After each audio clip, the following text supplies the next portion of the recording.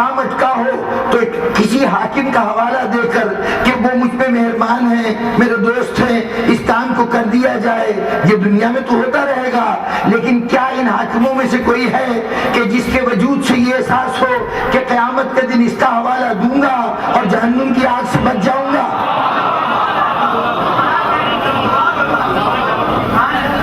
یہ معاملہ کسی ایک مسلک، کسی ایک عقیدے کا نہیں ہے۔ ہم پر تو الزام ہے کہ یہ تو پہلے ہی نہیں مانتے، ہمیں چھوڑیے، آپ نے کبھی اور کچھ نہیں براہ راست اللہ سے مانگتے ہوئے اس وقت ہی کہہ دیا ہوتا پروردگارا تجھے فلانا خلیفہ کا واسطہ ہے، میری دعا قبول کر لے۔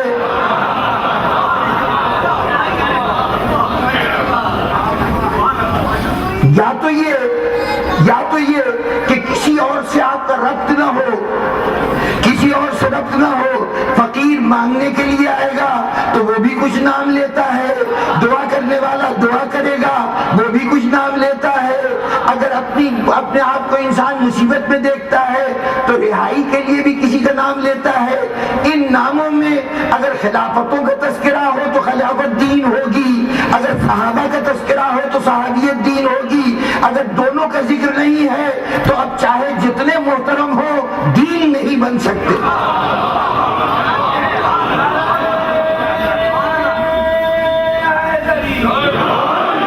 بہت پہلے ایک زمانے میں بڑے زور شور سے کچھ آوازیں اٹھ رہی تھیں کہ یزید تو اللہ کا بڑا نیک بندہ ہے اور بڑا یعنی اس میں بڑی خوبیاں ہیں اور وہ جائز خلیفہ ہے، اسلام کی خلافتوں میں چھٹا خلیفہ ہے، کچھ نے کہا پانچواں خلیفہ ہے، بڑے اس کے فضائل بیان کیے گئے، بڑی تعریفیں اس کی ہوتی تھی۔ تو اس وقت اور اس کے مقابلے میں یہ کہا گیا کہ حسین نے چونکہ وقت کی حکومت کے خلاف بغاوت کی تھی اور باغی کی سزا بھارت اور موت ہے، تو پھر امام حسین کو قتل کیے جانے کے علاوہ اس وقت کی حکومت کے پاس اور کوئی آپشن رہی نہیں گیا تھا۔ اس نوعیت کی باتیں ہوئی تو اس وقت میں نے ایک جملہ کہا تھا کہ بلا وجہ بحث کرنے کی ضرورت نہیں، آپ مدح کرنا چاہتے ہیں یزید کی مدح کیجئے، ہم حسین کے مداح ہیں، ہم حسین کی بارگاہ میں حاضری کو اپنے لیے شرف سمجھتے ہیں، آپ اپنے راستے پہ چلیے، ہم اپنے راستے پہ چلتے ہیں۔ ظاہر ہے اس وقت حسین آپ کے معاملات میں کسی طرح سے رکاوٹ بن کے سامنے آ رہے ہیں، نہ یزید کسی طریقے سے آپ کو انعام و اکرام دے رہا ہے، جو بھی صورت ہے وہ ماضی کی ایک بات ہے، اس کے اوپر ایک تصور ہمارا ہے، ایک تصور ہمارا ہے۔ بس ایک کام کیجئے کہ آئیے ہم سب مصلی پہ بیٹھ جاتے ہیں، روز اللہ کی بارگاہ میں دست دعا بلند کرتے ہیں، اپنی نجات اپنی آخرت کا سوال کرتے ہیں، تو آئیے ہم ایک دعا مانگتے ہیں، آپ آمین کہتے جائیے کہ پروردگارا جو حسین سے وابستہ ہیں ان کا انجام حسین کے ساتھ کرنا، جو یزید سے وابستہ ہیں ان کا انجام یزید کے ساتھ کرنا۔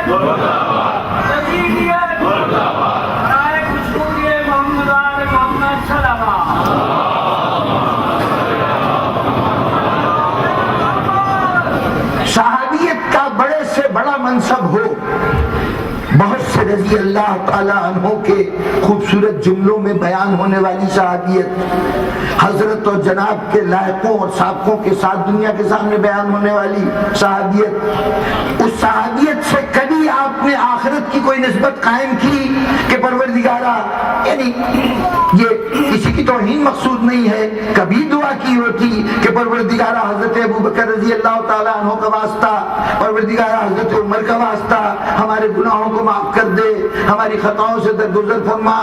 جب بات ہوتی ہے تو رسول کی بات ہوتی ہے، رسول کے گھرانے کے چند افراد کی بات ہوتی ہے، بس جن کو آخرت کے لیے آپ وسیلہ قرار دیتے ہیں وہ دین ہے، جن کا نام نہیں لیا جاتا وہ دنیا ہے۔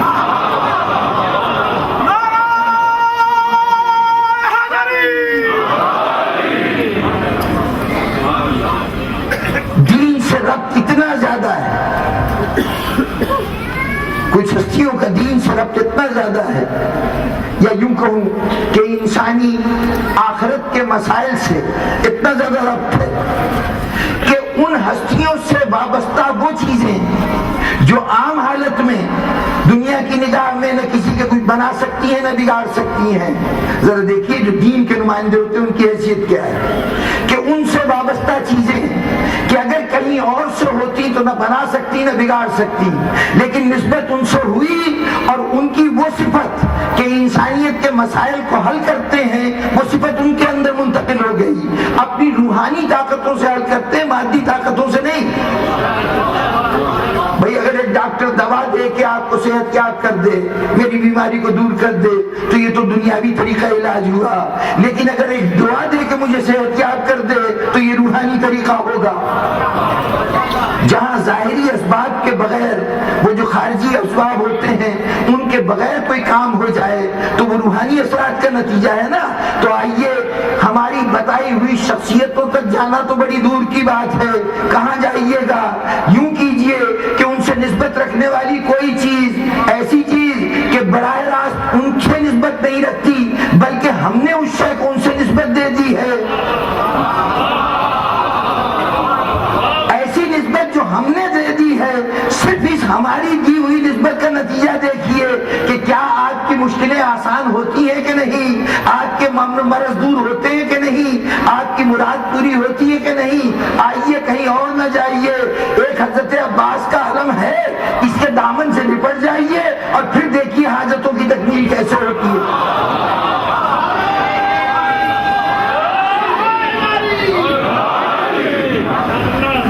سامعین گرامی، اب تک جتنی گفتگو ہوئی اس میں نے صرف ان شعبوں کا تذکرہ کیا، وہ بھی تھوڑے سے شعبے کہ جو دین سمجھ لیے گئے ہیں، جبکہ نہ رسول نے ان کے متعلق کچھ کہا تھا، نہ رسول نے اس سلسلے میں کوئی عمل کیا تھا، نہ حضور نے اس کو دنیا میں چھوڑا تھا۔ آج تھوڑی دیر کے لیے ایک ایسی چیز کہ جسے رسول نے چھوڑا تھا اور امت نے اس کو دین نہیں مانا۔ دین کی ڈیفینیشن یہی تھی نا کہ جو خدا کے رسول نے کیا ہے، جو کہا ہے، جو چھوڑا ہے، وہی دین ہے۔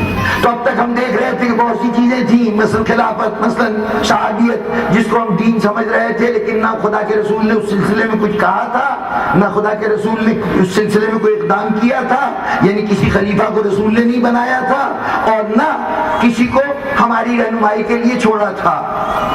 ان میں سے آج ایک ایسی چیز کا تذکرہ جسے رسول نے چھوڑا نہیں، یوں ہی چھوڑ کے چلے جاتے تو اور بات تھی، باقاعدہ حوالے کیا، اور اس حوالے کرنے کے بعد آج تک کیفیت یہ ہے کہ مسلمان اس کو دین ماننے کو تیار نہیں۔ اگر وہ ڈیفینیشن اپنی جگہ پہ حتمی ہے کہ جو رسول نے کہا، جو رسول نے کیا، جو رسول نے چھوڑا وہ دین ہے، تو رسول اگر کوئی چھوڑ کے گئے ہیں، چھوڑ کے نہیں تمہیں دے کے گئے ہیں تو پھر اسے تو دین سمجھو۔ لیکن رد عمل کیا ہے جناب؟ یہ بانس کا ایک ٹکڑا، اس پہ چڑھا ہوا ایک کپڑا، اس پر لگا ہوا ایک پنجہ، اس کو آپ مقدس سمجھتے ہیں، اس کو محترم سمجھتے ہیں، اس میں کیا ہے؟ جناب والا اس میں کچھ نہیں ہے سوائے اس کے کہ یہ رسول کا دیا ہوا ہے۔ میں سمجھتا ہوں کہ یہ جو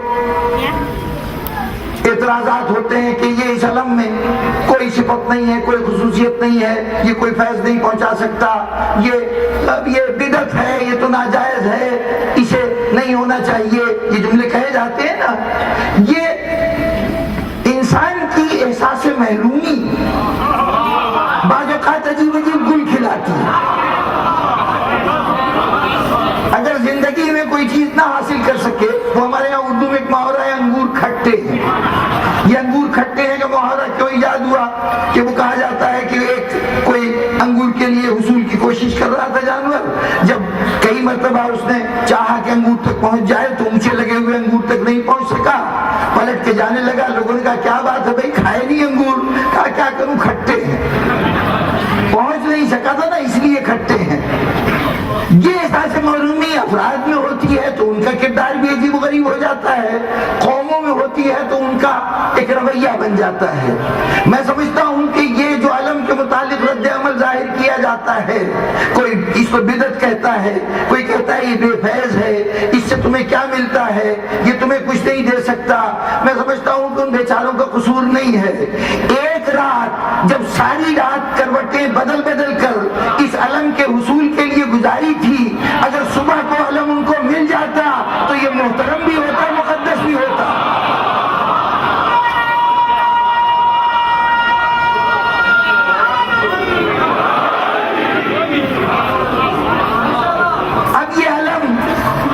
اب یہ علم رسول کا دیا ہوا علم نہیں ہے، ان کی چڑ بن گئی ہے۔ جہاں سامنے آتا ہے اس رات کی محرومی یاد آ جاتی ہے۔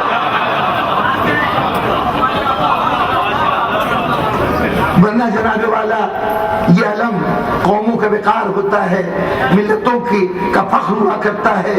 اس علم کو سر بلند کرنے کے لیے لوگ گردنیں کٹاتے ہیں، بازو کٹاتے ہیں، جان کے نذرانے پیش کرتے ہیں، خود مر جائیں گے لیکن علم کو سرنگو نہیں ہونے دیں گے۔ اس کا پست ہونا قوموں کی پستی ہوتی ہے، اس کا بلند ہونا قوموں کی بلندی ہوتی ہے۔ یہ علم لہراتا رہے تو قوم کی آزادی کی نوید ہے۔ اگر اس علم کا لہرانا ختم ہو جائے تو قومیں غلام بن جاتی ہیں۔ جب تک یہ علم سر بلند ہے، معلوم ہے کہ اس کے اٹھانے والے غیرت مند ہیں، جری ہیں، میدان میں قدم جمانے والے ہیں۔ یہ علم اگر خاک میں مل جائے تو اس کا مطلب یہ ہے کہ بزدلوں سے اس علم کا واسطہ پڑا ہے، یہ بہادروں کی علامت نہیں ہے۔ وہ علم جو پوری انسانیت کے لیے سرمایہ افتخار ہو۔ عجیب بات ہے کہ مسلمانوں میں آ کے یہی علم بدعت بن جاتا ہے۔ کتنی عجیب بات ہے بزرگان گرامی۔ یہ علم اوروں کے لیے جو دنیا کی اقوام ہیں، اس علم پر کوئی اپنی تاریخ رقم کرتا ہے، کوئی اس علم کے اوپر اپنے جغرافیے کو نقل کرتا ہے، کوئی قوم اپنے علم کے جو اپنی قوم کے نصب العین ہیں، جو ان کے گولز ہیں، ان کا اندراج اس علم کے اوپر کرتا ہے۔ ایسے نشانات بنائے جاتے ہیں جس سے ظاہر ہو کہ ان کے مقاصد کیا ہیں، ان کے سامنے مستقبل کیا ہے۔ کوئی علم اپنے کلچر کو، اپنی سویلائزیشن کو ڈپکٹ کرتا ہے۔ ہر علم کچھ نہ کچھ زمانے سے کہہ رہا ہوتا ہے۔ ہمارا جو علم ہے نا، ہمارا علم ہماری تاریخ بھی ہے، ہمارا علم ہمارے عزائم بھی ہیں، ہمارا علم ہماری عظمتوں کا نشان بھی ہے۔ یہ سب کچھ اپنے دامن میں سمیٹے ہوئے ہے۔ کبھی اس علم کی طرف دیکھیے، اس علم پر لہراتے ہوئے پھریرے پر جو آپ کو سرخ دھبے نظر آ رہے ہیں، یہ اعلان کر رہے ہیں اس علم کو بلند کرنے کے لیے ہم نے نہ معلوم کتنے خون کی قربانی دی ہے، کتنی مرتبہ اپنے لہو کو بہا کر اس علم کو سربلند رکھا ہے۔ اس علم میں لگے ہوئے مشکیزے کو دیکھیے تو پتہ چلے گا کہ یہ علم دنیا میں خون بہانے کے لیے بلند نہیں ہوا، بلکہ کچھ بچوں کی پیاس بجھانے کے لیے بلند ہوا تھا۔ یہ علم انسانی ضروریات کی تکمیل کے لیے بلند ہوتا ہے، انسان کشی کے لیے بلند نہیں ہوتا، انسانوں کا خون بہانے کے لیے بلند نہیں ہوتا۔ اس کے اوپر پنجے کا نشان یہ بتا رہا ہے کہ دیکھو یہ امن کی علامت ہے۔ اگر امن کی علامت نہ ہوتی تو اس کے ہاتھ میں تلوار ہوتی، اس کے ہاتھ میں کوئی اسلحہ ہوتا۔ یہ کھلا ہوا ہاتھ اعلان کر رہا ہے کہ یہ امن کی علامت ہے۔ یہ ہمارے فکر اور فلسفے کی بھی علامت ہے، ہمارے قومی فکر، ہمارا تصور مذہب کی بھی علامت ہے۔ دیکھیے اسلام نام ہے، اس لفظ اسلام سلم سے نکلا ہے۔ سلم کا مطلب سلامتی۔ ایمان جو اسلام کی سپرلیٹو ڈگری ہے، وہ لفظ امن سے مشتق ہوا ہے، امن سے نکلا ہے۔ تو گویا اسلام در حقیقت امن اور سلامتی کا مذہب ہے۔ یہ امن و سلامتی اس پرچم میں کیسے رکھی گئی، اس علم میں کیسے رکھی گئی؟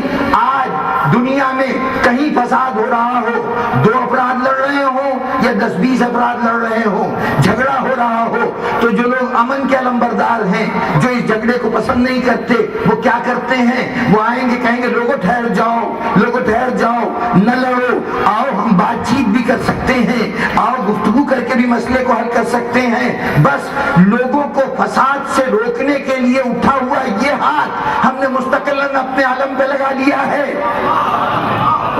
اب دنیا میں کہیں فساد ہو، وہاں یہ علم اعلان اعلان کرے گا اے دنیا والو، دنیا فساد کی جگہ نہیں ہے، تمہیں دنیا میں لڑنے خون ریزی کرنے کے لیے نہیں بھیجا گیا، تمہیں امن کے لیے بھیجا گیا ہے، راحت کے پیغام کے لیے بھیجا گیا ہے۔